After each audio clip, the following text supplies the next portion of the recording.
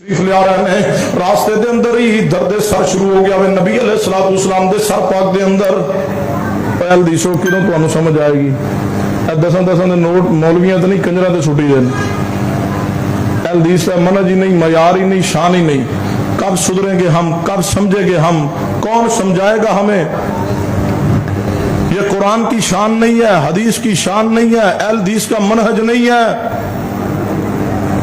یہ بیلے اور یہ پیسے پھینکنا اور آنا اور یہ پھینک کے جانا یہ 10-10 کے نوٹ ہوں یا 100 کے ہوں یا 1000 کے ہوں یا 5000 کے ہوں 5000 کے 20 نوٹ بھی آ جائیں ہم منہج اہل حدیث پہ ہزاروں کیا کروڑوں نوٹ قربان کر دیں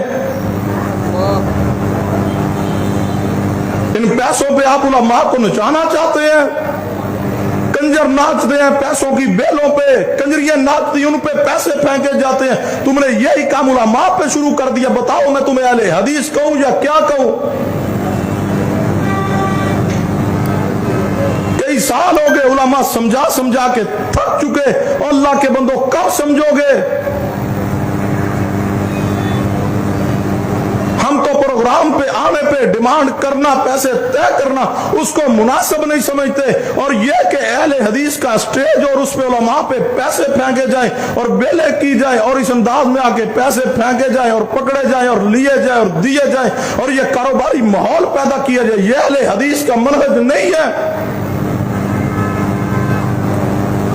آئندہ پوری کانفرنسوں میں اپنے آپ کو سنجیدہ کیجیے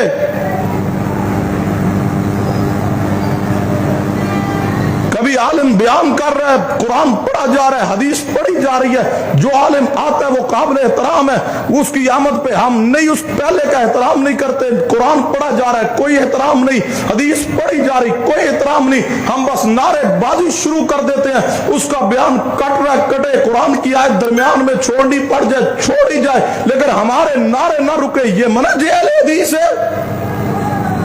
اس کو اہل حدیث کہتے ہیں